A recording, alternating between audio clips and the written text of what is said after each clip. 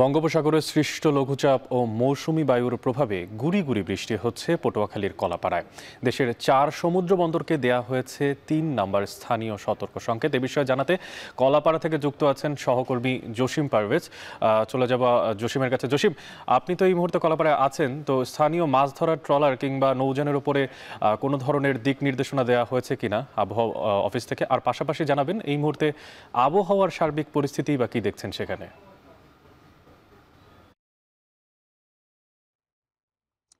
অনেক আপনি জানেন যে বেশ কিছুদিন ধরেই কিন্তু বঙ্গোপসাগরে লঘুচাপ সৃষ্টি হয়েছে। একই সঙ্গে কিন্তু মৌসুমী বায়ু সক্রিয় থাকায় কিন্তু মেঘমালা, গাঢ় মেঘমালা বিচরণ শুরু হয়েছে উপকূলীয় অঞ্চলে।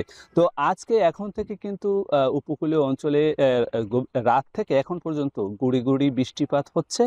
তবে মেঘের বিচরণটা বেড়েছে। আর মেঘের গতকালকেও কিন্তু কিছুটা হালকা মেঘ থাকলে আজ কিন্তু গাঢ় হয়েছে মেঘের বিচরণটা।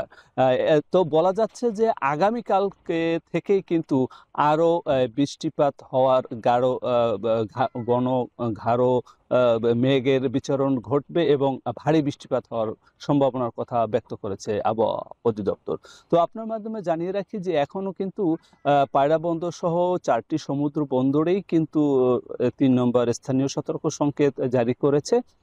তবে এখন পর্যন্ত নৌপথে নৌযান চলাচলের উপরে তেমন কোনো বিধিনিষেধ কড়াকড়িভাবে জারি হয়নি। তবে আপনি বলেছেন যে বঙ্গোপসাগরে কিন্তু 65 দিনের মাছ ধরা নিষেধাজ্ঞা চলছে। তারপরেও কিন্তু কিছু ট্রলারকে আমরা দেখেছি মৎস্যবন্দর আলীপুর, মহিপুর, শিববাড়িয়া নদে তারা আশ্রয় নিয়েছেন।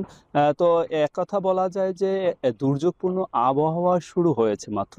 তো আগামীকালকে থেকে এই দুর্যোগপূর্ণ আবহাওয়া আরো অবনতি ঘটতে পারে এমনটি প্রত্যাশা এবং শঙ্কার কথা ব্যক্ত করেছে এখানকার অভিজ্ঞ কৃষকরা।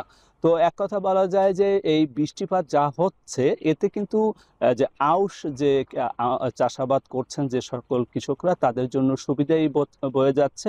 তবে যদি অতিবৃষ্টি হয় এবং জলাবদ্ধ সৃষ্টি হয় তখন কিন্তু দুর্ভোগের সৃষ্টি হবে কৃষকদের, এমনটি শঙ্কার কথা জানিয়েছেন কৃষকরা।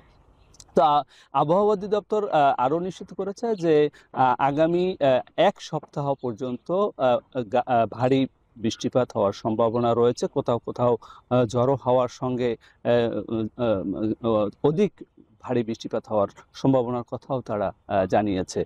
তো এখন উপকূলীয় অঞ্চলে বর্ষার যে আধিক্যতা সেটি বিরাজ করতে শুরু করেছে এবং এখানকার কৃষকরাও কিন্তু আউশ ক্ষেত প্রস্তুত করছেন এবং তারা আউশের পরে আমন ধানের চাষেও ব্যস্ত হয়ে পড়বেন। এই ছিল আমার কাছে সবশেষ। অনেক পটুয়াখালীর কলাপাড়া থেকে যুক্ত ছিলেন সহকর্মী জসিম পারভেজ এবং জানাচ্ছিলেন বঙ্গোপসাগর সৃষ্ট লঘুচাপের সর্বশেষ পরিস্থিতি।